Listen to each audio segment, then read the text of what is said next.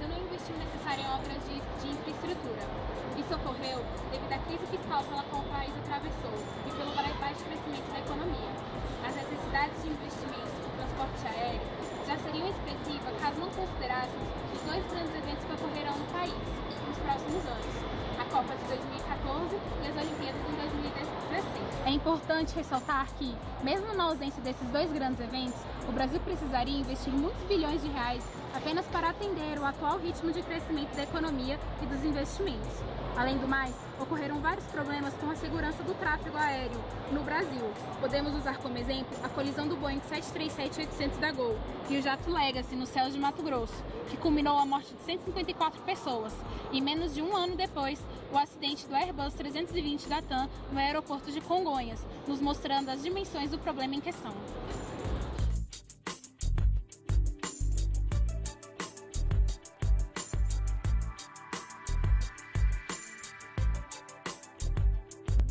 Em 1923, foi criado pelo presidente Getúlio Vargas o Departamento de Aviação Civil. Dessa forma, de 1927 a 1940, o governo libera à iniciativa privada a exploração de serviços de transporte aéreo. Primeiramente, foram autorizadas linhas aéreas a duas grandes empresas estrangeiras, uma francesa e outra alemã, a Varig e o Sindicato Condor. Posteriormente, vieram a VASP e a Panam. Nas décadas de 40 e 50, foram criadas várias empresas aéreas brasileiras, que acabaram se enfraquecendo ou falindo devido aos altos custos e à grande concorrência. Portanto, até meados da década de 50, viajar utilizando o serviço aéreo era uma questão de luxo. Após as mudanças na legislação tarifária, estabilização da economia e aumento da concorrência, a queda desses valores foi favorecida em uma faixa de 50% em um período de 5 anos, de 2003 a 2008. Tornando esse serviço acessível, gerando um aumento de número de pessoas utilizando aviões como meio de transporte ao invés de ônibus. Isso foi possível quando, em 2001, começou a operação da Gol, a primeira com baixos custos no país. Graças a essa baixa de preço, de 2003 a 2010, o Brasil apresentou um crescimento considerável no número de passageiros e viagens nos aeroportos do país. Durante esse período, o crescimento médio anual foi de 10,2%, sendo que de 2009 para 2010, esse crescimento foi de 20,4%, passando de 128 milhões de passageiros para 154 milhões. E a tendência é de crescer ainda mais, mas infelizmente a infraestrutura não tem acompanhado esse crescimento. Durante esse curto período de tempo, foram registrados dois acidentes aéreos com relação direta a esses problemas. O primeiro caso foi entre o Boeing 737 da Gol e o jato Legacy da American Cell Air. O segundo caso envolvendo o acidente com o avião da TAM. Acuados pela suspeita de que o acidente da Gol foi motivado por negligência do controle aéreo, os trabalhadores do setor iniciaram, no fim de 2006, um movimento por melhores salários e passaram a denunciar suas precárias condições de trabalho, o que gerou um caos em aeroportos com atrasos e voos cancelados. Os passageiros passaram o feriado de finados e o Natal em bancos de aeroportos. É importante destacar que as empresas aéreas têm grande parte da culpa pelo caos que se instaurou nesse período. Em primeiro lugar, porque assim como os órgãos que administram o tráfego aéreo, elas falham em não garantir nem mesmo mais elementados direitos dos passageiros, serem informados sobre os problemas e ter alguma previsão sobre os atrasos. E segundo, porque as empresas continuam desrespeitando seus consumidores ao insistirem em vender mais passagem do que os aviões podem comportar, chamado efeito overbooking. Todo este processo causou um efeito cascata para o conhecido apagão aéreo, onde veio à tona muito dos problemas esses que estão interligados. Os aeroportos não têm estrutura para atender a atual demanda, faltam controladores de tráfego aéreo e os que estão aí não têm boas condições de trabalho. Os radares funcionam cegas e não são confiáveis. As comunicações por rádio falham, bastando que um destes elos da corrente não funcionem para que todos os outros estejam comprometidos. Diante dessa situação, a CPI do apagão aéreo foi criada para apurar as causas, condições e responsabilidades relacionadas aos graves problemas verificados no sistema de controle de tráfego aéreo, bem como nos principais aeroportos do país. Problemas estes expostos após os acidentes.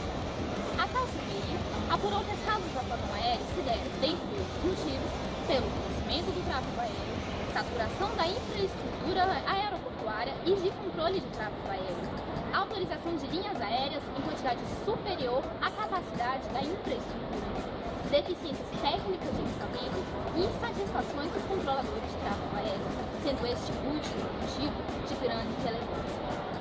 Concluiu-se assim que deveria haver ampliação da participação de capital externo nas empresas aéreas, privatização dos aeroportos que estão sob administração da Infraero, estímulo à participação de estados e municípios na gestão dos aeroportos, reformulação do controle de tráfego aéreo através da implantação de um novo sistema, que ampliaria a capacidade da infraestrutura, dando mais suporte à crescente demanda de passageiros, dentre outros motivos. A CPI, porém, não teve resultados. Não houve privatização da Infraero, nem aplicação de capital externo. A condição de trabalho dos controladores de voo permaneceu a mesma e com altos índices de evasão. Portanto, sem soluções efetivadas, a situação atual dos aeroportos brasileiros continuou nas mesmas péssimas condições destacadas. A partir de dados da Infraero, foi possível constatar essa precariedade de infraestrutura. A taxa de ocupação dos aeroportos do país pode ser classificada em adequada, abaixo de 80%, preocupante, entre 80% e 100%, e crítica, acima de 100%.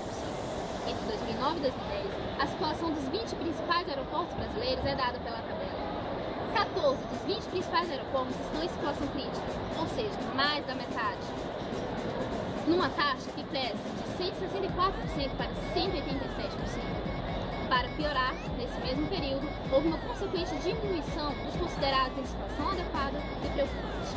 Os adequados passaram de 4 para 3 e os preocupantes de 5 para 3 aeroportos. Frente a este problema, os investimentos no aeroporto para a eminente Copa de 2014, que acontecerá aqui no Brasil, estão sendo redobrados, uma vez que se prevê que para a maioria dos aeroportos haverá uma movimentação acima da capacidade atual. Alguns desses aeroportos terão que dobrar sua capacidade. Em Campinas, por exemplo, a capacidade irá de 3,5 para 11 milhões de passageiros por ano. Esse aumento significativo de estrutura e serviços levanta inseguranças e dúvidas quanto à efetividade deste investimento até o prazo. É preocupante também constatar que a capacidade atual dos aeroportos é menor do que o movimento de passageiros. Na maioria dos aeroportos, a movimentação é 100% maior que a capacidade do aeroporto. Isso pode ser constatado com o levantamento de dados do aeroporto de Vitória, no Espírito Santo, que chega a ser 400% maior que a sua capacidade. De todos esses dados, pode-se perceber que os aeroportos brasileiros estão na lista dos mais lotados do mundo. Os aeroportos nacionais têm, em média, 15% mais passageiros por metro quadrado que os aeroportos da Europa, 29% mais que os aeroportos dos Estados Unidos e 35% mais que os da Ásia. Entre os 16 aeroportos das cidades que vão abrigar os Jogos da Copa do Mundo, o mais lotado é o de Cuiabá. São 391 passageiros por ano por metro quadrado. Em seguida está o aeroporto de Congonhas, com 300 passageiros por ano por metro quadrado. Cabe destacar, entretanto, que mesmo os principais aeroportos brasileiros movimentam um número inferior de pessoas quando comparados aos aeroportos internacionais. No ano de 2005, os 15 maiores aeroportos nacionais movimentaram 81.467.623 passageiros. Em uma pesquisa realizada em 2010, o aeroporto de Guarulhos ficou em 121º lugar entre os aeroportos com melhor qualidade. O aeroporto de Singapura foi avaliado como o melhor do mundo, com base em questionários respondidos por passageiros sobre 215 aeroportos internacionais. Nenhum aeroporto brasileiro ficou entre os 100 primeiros. O aeroporto de Singapura é um exemplo de qualidade. Ele possui 5 terminais, entre eles um exclusivo para passageiros da classe econômica e outro para o segmento de luxo. O aeroporto possui 3 pistas que podem ser operadas simultaneamente.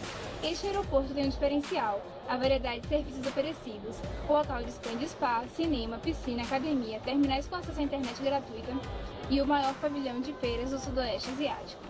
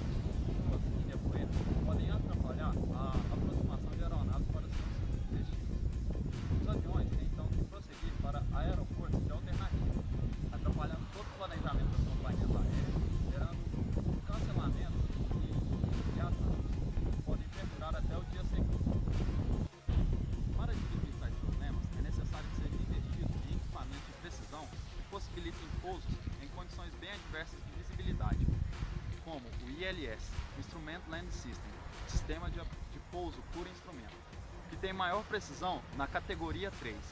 O Aeroporto Internacional de Guarulhos, por exemplo, possui apenas ILS categoria 2, tendo que fechar para pouso em condições que seriam possível pousar se obtivesse o ILS categoria 3. Para evitar o congestionamento e saturação em determinados aeroportos, em horários mais movimentados, seria ideal que aumentasse as taxas nesses aeroportos e em horário de pico e reduzissem as taxas dos aeroportos menos movimentados, além de implementar soluções a curto prazo, como revisar os horários dos voos com destino a aeroportos em horários supersaturados para não agravar a situação. A aplicação de capital externo e privatização dos aeroportos resultaria em uma melhora significativa das condições atuais existentes. Enquanto esses estiverem sob responsabilidade da empresa pública, no caso a Infraero, não se pode esperar melhores resultados. Setorizar o espaço aéreo brasileiro resolveria substancialmente os perigos de acidentes aéreos e responsabilidade dos controladores de tráfego aéreo. Porém, isso demandaria um aumento no número de controladores, que, infelizmente, apesar de o DECE ter investido na formação deles, hoje ainda são aproximadamente 3.100, número parecido com o da época da crise. O controle de tráfego aéreo é comandado por um conjunto de 4 unidades de monitoramento que se integram para cobrir todo o território nacional. Cada unidade regional do sistema leva o nome de SINDACTA, Centro Integrado de Defesa Aérea e Controle de Tráfego Aéreo. Em Brasília, temos o SINDACTA 1, em Curitiba o SINDACTA 2, em Recife o SINDACTA 3 e em Manaus o SINDACTA 4. A rede de controle de tráfego aéreo brasileira é frágil, está sujeita a problemas que começam na falta de manutenção dos equipamentos e vão até contingente de operadores insuficientes, como já dito anteriormente. Uma revisão, modernização e reforço na manutenção dos equipamentos de rádio e radar de software usados pelos controladores de tráfego aéreo são de extrema necessidade para melhorar o trabalho dele. É necessário ainda melhores condições para os controladores de tráfego aéreo, com menor carga horária mensal, capacitação profissional e turnos de trabalho divididos de modo a evitar sobrecarga de trabalho. E o mais importante, a desmilitarização da classe, pois, como militares, eles estão sujeitos a leis e à rotina do quartel. Não podem questionar ou contrariar ordens superiores, sob risco de punição. Tudo isso gera desinteresse desses profissionais em permanecerem na carreira. Além disso, sob o comando da aeronáutica, também não existe transparência sobre o destino das taxas cobradas das companhias aéreas pelo Serviço de Controle de Tráfego Aéreo, taxas que, em última análise, influem nos preços das passagens. Tais soluções para os presentes problemas aéreos brasileiros, se colocados em prática, colocaria a situação dos aeroportos em condições aceitáveis para receber os grandes eventos esportivos que o país prestigiará nos próximos anos, além de melhorar consideravelmente o sistema para os passageiros brasileiros e os funcionários que nos aeroportos trabalham, estando nós ainda longe do ideal, se comparado aos países de primeiro mundo.